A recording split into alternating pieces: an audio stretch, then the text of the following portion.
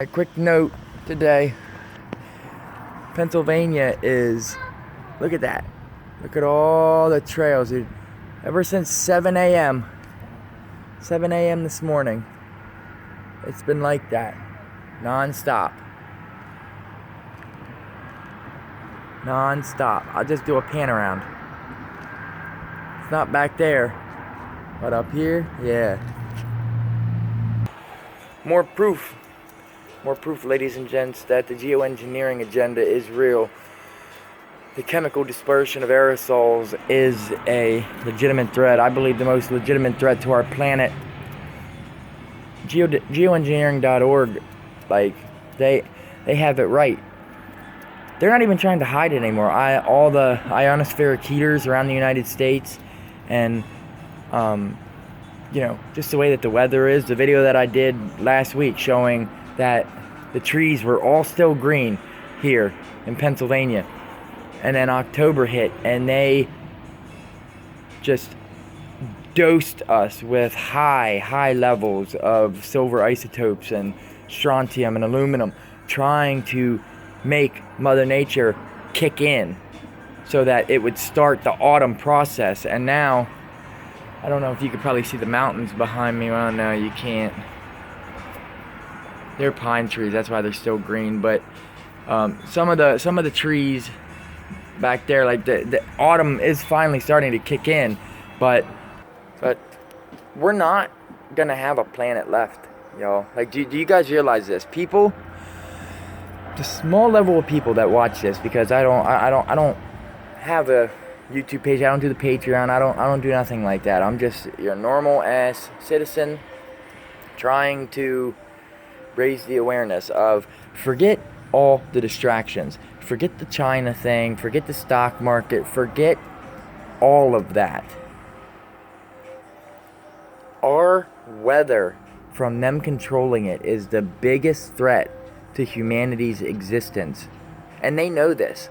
They know this. That's why they're waiting till the last possible second to say anything. You know, that's why you only see little blips of, oh, Antarctica, you know, more ice is broken off. And NOAA, you know, the USGS, all them agencies, they're doctoring all the data. Still saying that the ocean's only like 1.5 feet.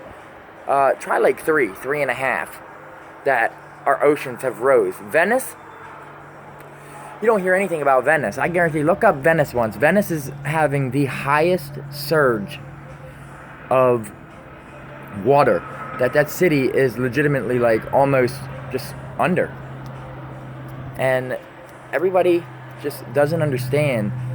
And you think that you're going to be able to hide from this, but you're not. Even people with underground bunkers. This is what I try to get through to people that I know around my circle.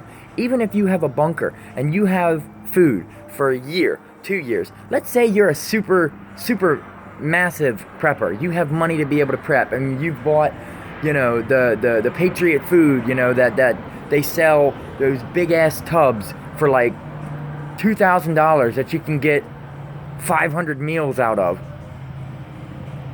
Even if you have food stored up for 5 years, the way that we have destroyed this planet's biosphere, it is going to take 100 years, 200 years to just get it back. It's going to end up having to have another ice age. What are you going to do in your underground bunker when 20 feet of snow, 30 feet of snow dumps, and your one main vent that goes out into the woods somewhere where you get the fresh air to come in, when that's covered in snow? Or God forbid, you know, now they say that Yellowstone has been moved to high. What happens when Yellowstone goes off and everything is covered in ash? How you going to get fresh air then? No. People are going to die. Millions upon millions of people. And there is no way to hide from this. The only way, you wanna know, the only way you're gonna survive this is to know somebody that knows somebody, or you have some sort of connection to somebody in deep underground military bases that run 40 stories into the ground that have their own, you know, technology, the technologies that they've gotten from the crashed alien ships. You know, we're 50 years ahead in technology, ladies and gentlemen. DARPA has already been working on shit that would blow your mind. You know, so when they say, oh, they're not too close, they're stumped on this and that, no. They have bunkers that go 40 feet or 40 stories down into the ground that you could survive there. But again, are you going to have enough food? Eventually, you're going to run out of food. And even if you have something that can make its own water, yeah, you can survive on water, but your body still needs food, ladies and gentlemen. So, you know, unless it's going to be like, you know, a 2012 situation, the movie with John Cusack, where, you know, the government, the missing $27 trillion from the Pentagon budget, you know, unless they're building some type of ships that can function, and at the last possible second, you know, they send Americans alerts saying, get here. But it's not going to be like that. They're not going to care about you and I, ladies and gentlemen. It's going to be the private sector and the people with money. They're going to build these ships that they survive, or they're going to take their man-made alien craft that the powers that be do have access to, and they're just going to fly right up to the base that they have started. I remember seeing a Jason A video. Shout out to Jason A. He found a commercial. This was years back. He found a commercial of something. It was called Arcadia, and it's right out of that movie Elysium with Matt Damon, where all the poor people and the citizens have to just survive down here on Earth with massive crime, massive air pollution, terrible things. We're all surviving and eating each other and just killing and all that, while they have a nice huge system, its own fortified system with houses and grass and everything up there outside the Earth's atmosphere. And he made a video showing this commercial that they were promoting, this thing called Arcadia. And the fucked up thing is, I can't really find anything on it now when you search the internet. Even on the dark web, I can't really find much mention of Arcadia. It might not be called Arcadia, but I know it starts definitely with an ARC something. So they're going to fly off-world, and they're going to have their $1 million houses up there, and they're just going to live in space. And you and I, ladies and gentlemen, we're going to have to raise our children in horrible, terrible conditions. They're going to have all the technology up there to keep themselves alive for hundreds of years, life extension, you know. And sadly, you know what? It's probably going to be just like the movie, which sucks. You know, these powers that be, they love to put their plans in movies. They love to rub it in our faces because symbolism and different shit like that, numbers, is what they live by. So they like to show their plans and show their hand. But then at the same time, when people start catching on and they learn it, because a lot of people are awake now and they understand it, they systematically try to crush them or hit them with sexual assault allegations, or you know, they just destroy their credibility in their lives. So my point that I'm trying to make, ladies and gentlemen, is the movie, people were hijacking ships, building ships, and, you know, getting the normal citizens down here and sending them up to the ark where these rich people are, and they try to get in the biosphere up there so that they can get into the technology and save their children, basically, like their children that have cerebral palsy or born with a crooked spine. You know, these technologies can heal anything because they're alien technology, or they're made by artificial intelligence. The jury's still out on that. So they're gonna kill a lot of people. They're gonna kill our planet, and our planet is eventually gonna have to defend itself. We've been destroying it for 100 years. It's going to take 100 years plus for it to get back to normal.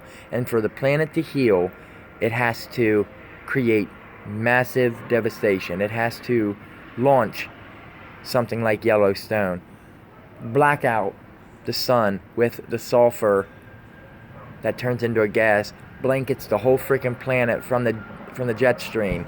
Then the sun cannot penetrate it for 10 years, and then we're all in nuclear winter. But that's what heals the planet. It cools the planet back down with all the ice. So that's my video. I just wanted to I had a quick thought because I've seen all the spraying. Like look at that now. It's turning itself into a cloud. All those up there, that was just about, I'd say a half hour to an hour ago. And now that's dispersed into a crazy looking cloud. Tell me that's normal. Tell me that's normal, ladies and gentlemen. It's not. And people need to wake up to the fact that Donald Trump is letting it happen also. As I said, I love Donald Trump. I voted for Donald Trump. I believed him when he said he wants to make America first. But he is part of the globalist plan. I'm sorry. He's part of the Israeli plan. Israel are the ones that got him the emails. Like, Israel basically controls him. Israel also steals our technology, gives it to Russia and China, because all their chips in the Intel, they have a special smaller chip inside those chips that they can activate, and they have the power to take over a whole system. Doesn't matter. Military servers, anything. And that's how they're stealing the technology. But real quick, I want to touch on the Rex 84 plan and Operation Garden Plot. It's really starting to scare a lot of people how Trump is sending all these troops down to the border because of the migrant caravan. But people need to realize, is this a double attempt at a coup against the American citizenry?